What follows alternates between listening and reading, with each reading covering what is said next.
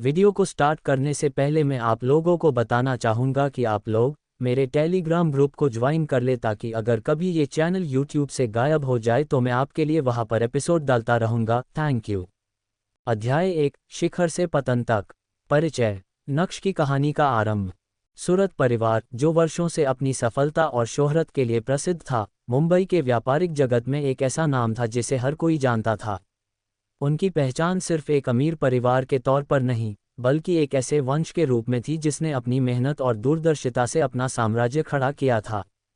नक्श सूरत इस परिवार का इकलौता वारिस था और अपने पिता के साए में वह खुद को एक आदर्श उद्यमी बनाने के सफर पर था। 26 साल का नक्श आत्मविश्वास से भरा और बुद्धिमानी से संपन्न था। उसने युवा उम्र में ही सूरत एंटरप्राइजेस के तहत 2 स्टार्टअप लॉन्च किए थे, जो न केवल सफल रहे बल्कि कंपनी के लिए मुनाफे का एक बड़ा स्रोत भी बने। उसके दोस्तों और परिवार के लोग उसकी दूरदृष्टि और मेहनत की तारीफ करते नहीं थकते थे। लेकिन नक्श का सपना सिर्फ अपने परिवार के व्यवसाय को संभालने तक सीमित नहीं था। वह चाहता था कि उसकी पहचान सिर्फ एक वारिस के रूप में न हो, बल्कि एक ऐसे इनोवेटर के रूप में हो जो दुनिया में बदलाव लाए। एक क्रांतिकारी विचार। नक्श ने नियोमार्केट नामक एक क्रांतिकारी विचार पर काम करना शुरू किया। ये ई-कॉमर्स की दुनिया में एक ऐसा प्लेटफॉर्म था जिसका उद्देश्य छोटे व्यवसायों और स्वतंत्र कारीगरों को डिजिटल मार्केटप्लेस में एक समान अवसर प्रदान करना था। ये प्लेटफॉर्म न केवल छोटे व्यवसायों के लिए सस्ता होता, बल्कि उन्हें उन बड़े ब्रांड्स के साथ प्रतिस्पर्धा करने में भी सक्षम बनाता जो उनके बाजार को खा रहे थे। नक्श का मानना था कि यह प्रोजेक्ट लाखों छोटे उद्यमियों के लिए एक नई सुबह साबित होगा। इस प्रोजेक्ट पर काम करने के लिए नक्श ने अपने परिवार की संपत्ति का एक बड़ा हिस्सा गिरवी रख दिया। उसकी दूरदृष्टि से प्रभावित होकर उसके माता पिता ने भी उसकी मदद की। विश्वासघात का झटका। लेकिन जैसे जैसे प्रोजेक्ट पूरा होने के करीब आ रहा था, नक्श को एक बड़ा झटका लगा। उसकी टीम का सबसे भरोसेमंद व्यक्ति, विराज, जिसने प्रोजेक्ट मैनेजर के रूप में काम किया था, ने नियोमार्केट के मुख्य विचारों और डाटा को चोरी कर लिया और एक प्रतिस्पर्धी कंपनी को बेच दिया। इस विश्वासघात का असर विनाशकारी था। अगले ही दिन प्रतिस्पर्धी कंपनी ने वही प्लेटफॉर्म लॉन्च कर दिया जो नक्श और उसकी टीम बना रही थी। पतन की शुरुआत। नक्श के परिवार को इस परियोजना में भारी नुकसान हुआ। मीडिया ने नक्श को नाकाम वारिस के नाम से पुकारना शुरू कर दिया। निवेशकों ने अपनी रकम वापस ले ली। और सबसे बड़ा झटका तब लगा जब उसके पिता ने गुस्से में उसे घर छोड़ने के लिए कह दिया। तुम्हारी यह महत्वाकांक्षा हमें बर्बाद कर चुकी है, उसके पिता ने कहा। अलीशा, उसकी पत्नी, जो शुरुआत में उसका सबसे बड़ा सहारा थी, इस झटके को सहन नहीं कर पाए और उसे छोड़कर चली गई। अब नक्श अकेला था, बिना पैसे, बिना परिवार और बिना किसी सपोर्ट के। योजक चिन्ह योजक चिन्ह योजक चिन्ह। अध्याय 2, अंधकार में उम्मीद की किरण। नई शुरुआत। नक्श ने खुद को एक छोटे से किराए के कमरे में बंद कर लिया। हफ्तों तक वह अवसाद में रहा। हर रात वह अपनी असफलताओं के बारे में सोचता और हर सुबह एक नया सपना देखने की कोशिश करता। एक दिन जब वह यूं ही सड़कों पर घूम रहा था, उसने एक छोटे कारीगर को देखा जो हस्तनिर्मित लकड़ी के खिलौने बेच रहा था। वह अपने काम में माहिर था, लेकिन उसके पास ग्राहक नहीं थे। नक्श को ये देखकर महसूस हुआ कि दुनिया में ऐसे लाखों लोग हैं जो अपने हुनर के बावजूद सही प्लेटफॉर्म और संसाधनों की कमी के कारण सफल नहीं हो पाते। यही विचार इंस्टा एम्पायर की नींव बना। सपने को आकार देना। नक्श ने फैसला किया कि वह एक नया प्लेटफॉर्म बनाएगा जो छोटे व्यवसायों और कारीगरों के लिए डिज़ाइन किया जाएगा। इस बार वह पूरी सतर्कता के साथ काम करेगा और हर उस गलती से सीखेगा जो उसने पहले की थी। उसके पास न पैसे थे और न ही कोई टीम। उसने फ्री ऑनलाइन कोर्स के जरिए कोडिंग और डिजिटल मार्केटिंग सीखनी शुरू की। एक पुराना लैपटॉप खरीदा और दिन रात काम करके इंस्टा एम्पायर का पहला प्रोटोटाइप तैयार किया। पहली चुनौती। अब नक्श को फंडिंग की जरूरत थी। उसने दर्जनों निवेशकों से संपर्क किया, लेकिन हर जगह उसे अस्वीकृति का सामना करना पड़ा। हालांकि वह हार मानने वालों में से नहीं था। उसने छोटे व्यापार मेलों में जाकर खुद अपने प्लेटफॉर्म का प्रचार करना शुरू किया। धीरे धीरे कुछ छोटे व्यापारियों ने उसकी सोच पर विश्वास करना शुरू किया। उन्होंने नक्श को सपोर्ट किया और इंस्टा एम्पायर के बीटा वर्जन पर अपने उत्पाद बेचने के लिए रजिस्टर किया। पहला सफलता का संकेत। इंस्टा एम्पायर का बीटा संस्करण लॉन्च होते ही उसे शुरुआती सकारात्मक प्रतिक्रिया मिली। छोटे व्यवसायों ने रिपोर्ट दी कि इस प्लेटफॉर्म ने उनकी बिक्री में वृद्धि की है। ये नक्श के लिए पहला सफलता का संकेत था। योजक चिन्ह योजक चिन्ह योजक चिन्ह। अध्याय 3, एक नई शुरुआत और बाजार की चुनौतियां। नई दिशा की तलाश। नक्श ने इंस्टा एम्पायर को एक नई दिशा में बढ़ाने की ठान ली थी। बीटा वर्जन में पहले से ही कुछ छोटे व्यापारी शामिल हो चुके थे, लेकिन नक्श को ये अच्छी तरह से पता था कि यह केवल शुरुआत थी। उसे अब अपनी मुहिम को आगे बढ़ाने के लिए बड़े कदम उठाने थे। इंस्टा एम्पायर का पहला ट्रैफिक मिला था, लेकिन इस प्लेटफॉर्म की स्थिरता और दीर्घकालिक सफलता उसके लिए अभी भी एक बड़ा सवाल था। नक्श ने अपनी पूरी टीम को एकजुट किया और सभी को लक्ष्य बताया।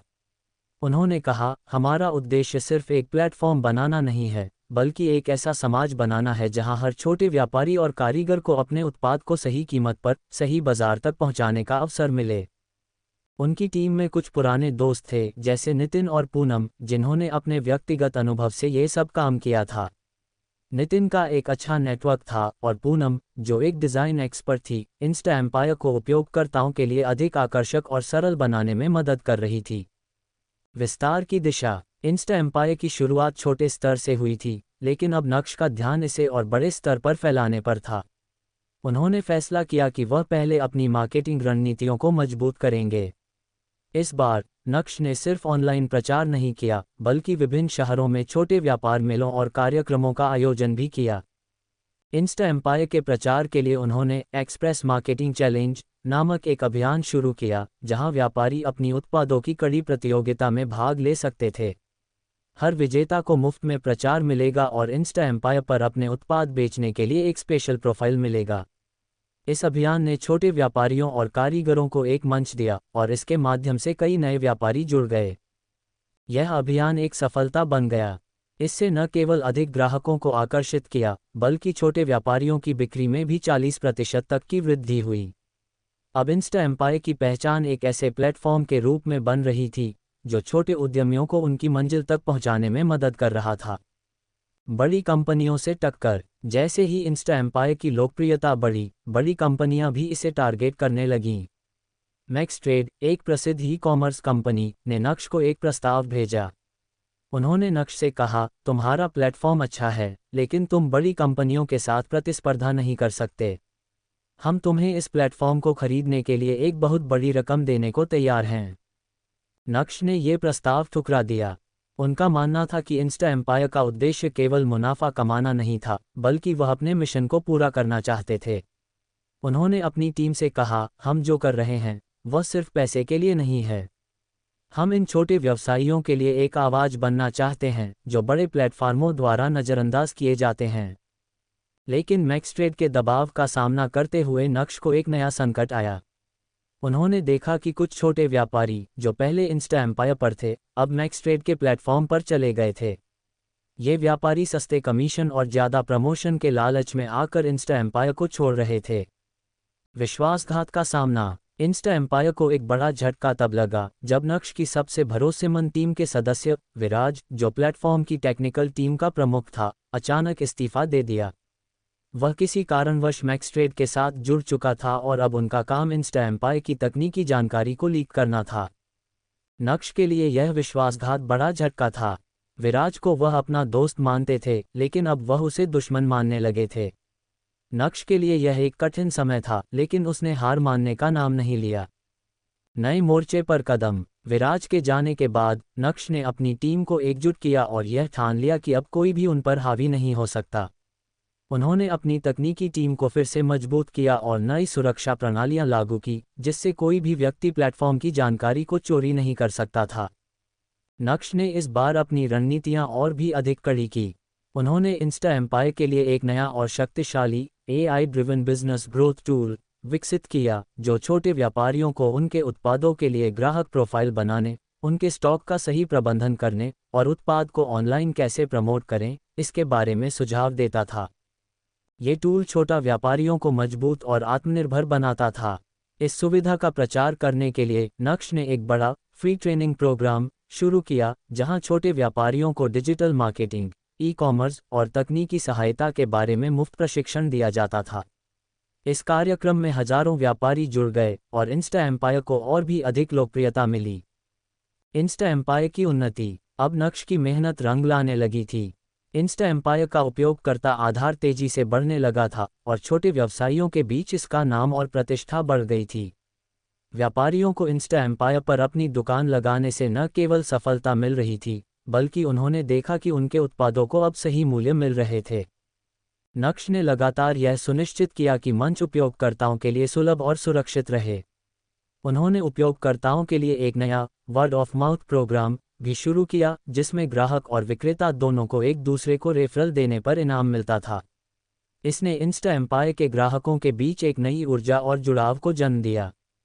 बड़े निवेशकों की नज़रें। इंस्टा एम्पायर की सफलता ने बड़े निवेशकों को आकर्षित किया। कई बड़े निवेशक अब नक्श से जुड़ने के लिए तैयार थे। एक दिन नक्श को एक प्रसिद्ध वेंचर कैपिटल फर्म से प्रस्ताव मिला, जिसमें उन्हें कंपनी में बड़ा निवेश और विस्तार के लिए फंडिंग दी जा रही थी।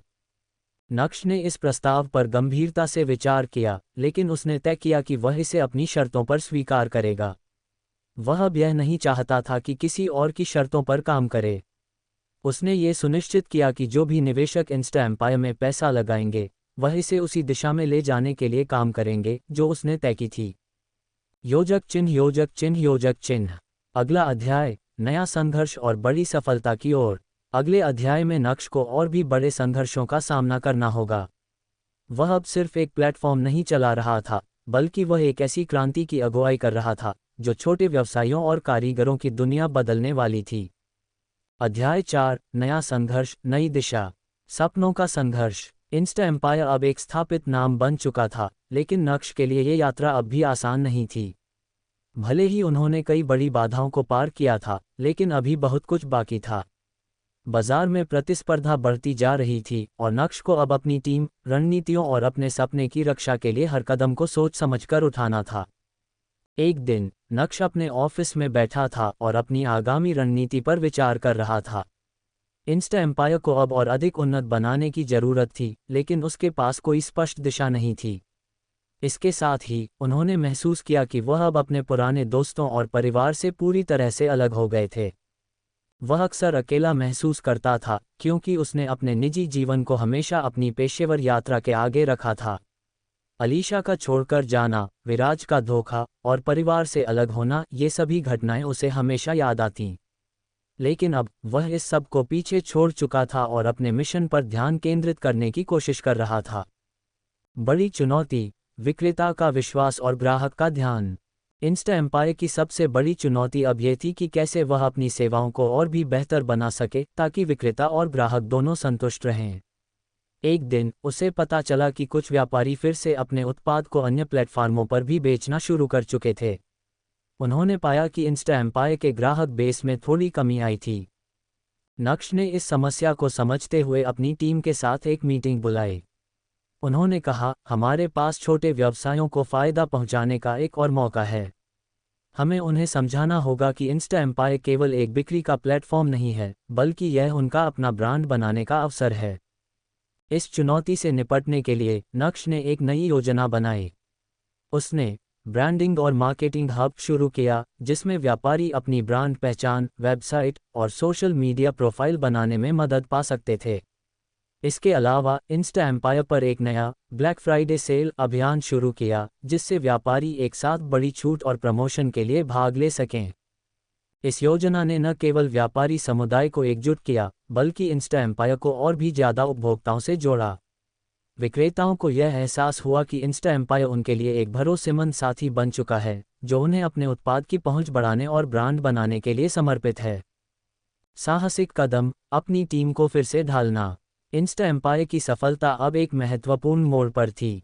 नक्श को एहसास हुआ कि उसके पास अब सही टीम नहीं है, जिससे वह अपनी योजनाओं को और विस्तार दे सके। पुराने टीम के कुछ सदस्य अब नई दिशा के लिए तैयार नहीं थे और कुछ तो कंपनी से बाहर भी हो गए थे। नक्श ने फिर से अपनी टीम को फिर से बनाने का निर्णय लिया। इस बार उसने सिर्फ काम के अनुभव को नहीं, बल्कि उनके दृष्टिकोण और विचारों को भी महत्व दिया। वह चाहता था कि हर सदस्य इस मिशन को अपना समझे और इस प्लेटफॉर्म के निर्माण में दिल से जुड़ा हो। उसने रिया, एक बेहतरीन सोशल मीडिया मार्केटिंग विशेषज्ञ, और समीर, एक डेटा साइंटिस्ट, को अपनी टीम में शामिल किया। समीर ने इंस्टा एम्पायर को और भी स्मार्ट और ज़्यादा यूज़र फ्रेंडली बनाने के लिए आर्टिफिशियल इंटेलिजेंस का उपयोग किया। रिया ने व्यापारियों के उत्पादों को प्रमोट करने के लिए सोशल मीडिया रणनीतियों का सुधार किया। इन बदलावों ने इंस्टा एम्पायर को एक नई दिशा दी। टीम ने काम किया और इंस्टा एम्पायर को फिर से अपने लक्ष्य के करीब ला खड़ा किया। नई रणनीति, एक वैश्विक दृष्टिकोण। नक्श अब न केवल भारत में बल्कि वैश्विक स्तर पर इंस्टा एम्पायर के विस्तार की सोच रहा था। उन्होंने यह महसूस किया कि अगर इंस्टा एम्पायर को सचमुच बड़ा बनाना है तो उसे और अधिक अंतर्राष्ट्रीय बाजारों में प्रवेश करना होगा। इंस्टा एम्पायर के विकास के लिए नक्श ने एक इंटरनेशनल ऑपरेशन प्रोजेक्ट शुरू किया।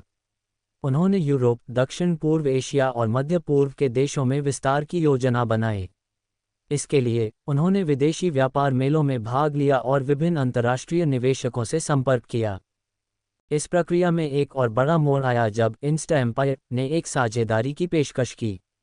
अमेज़न और ईबे जैसी कंपनियां अब इंस्टा एम्पायर को अपनी उपसेवा बनाने की सोच रही थीं।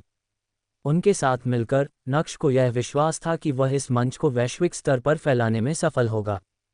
विकल्पों के बीच संतुलन बनाना। लेकिन नक्श के सामने एक नई चुनौती थी, क्या वह अपनी स्वतंत्रता को बनाए रखेगा या इन बड़े कंपनियों के साथ साझेदारी करेगा। अमेज़न और ईबे ने उसे शानदार प्रस्ताव दिया था, लेकिन वह जानता था कि यह उसे अपनी स्वतंत्रता से समझौता करने के लिए मजबूर कर सकता है। नक्श ने सोचा, क्या मुझे एक बड़ी कंपनी की छांव में रहना चाहिए या अपने रास्ते पर चलकर खुद का साम्राज्य स्थापित करना चाहिए। इस फैसले ने उसे गहरे आत्ममंथन में डाल दिया। सफलता की दिशा, एक अलग रास्ता। आखिरकार नक्श ने फैसला किया कि वह अपनी कंपनी को अपनी शर्तों पर बनाए रखेगा। उसने इंस्टा एम्पायर के लिए एक नया पार्टनरशिप मॉडल तैयार किया, जिसमें बड़े ई-कॉमर्स प्लेटफॉर्मों के साथ काम करने के बजाय वह उनके प्रतियोगियों को एक नई दिशा देने की कोशिश करेगा। इस कदम ने इंस्टा एम्पायर को नया जीवन दिया। नक्श ने बाजार में एक अलग पहचान बनाई और छोटे व्यापारियों को बड़े प्लेटफॉर्मों के दबाव से बाहर निकालकर अपनी खुद की पहचान बनाने में मदद की। अंतिम जीत, एक नया भविष्य। नक्श की मेहनत और दृढ़ता रंग लाए। इंस्टा एम्पायर अब न केवल भारत बल्कि दुनिया भर में एक महत्वपूर्ण नाम बन चुका था। छोटे व्यापारी और कारीगर अब अपने उत्पादों को बिना किसी बाधा के बेच पा रहे थे और उन्होंने महसूस किया कि उनके पास अब अपने सपनों को साकार करने का एक प्लेटफॉर्म है। नक्श ने अपनी पुरानी गलतियों से सीखा और इस बार वह अपने परिवार और टीम के साथ पूरी तरह से संतुष्ट था। इंस्टा एम्पायर अब एक वैश्विक ब्रांड बन चुका था और नक्श को पता था कि इस सफलता की कहानी ने हर छोटे व्यापारी को ये सिखाया था कि अगर जुनून और कड़ी मेहनत हो तो कोई भी सपना असंभव नहीं होता। अंतिम शब्द, ये कहानी एक ऐसे व्यक्ति की है जिसने अपने कठिन समय को पार करते हुए अपने सपनों को साकार किया। नक्श की संघर्ष, विश्वासघात और निर्णयों ने उसे सफलता की ओर अग्रसर किया।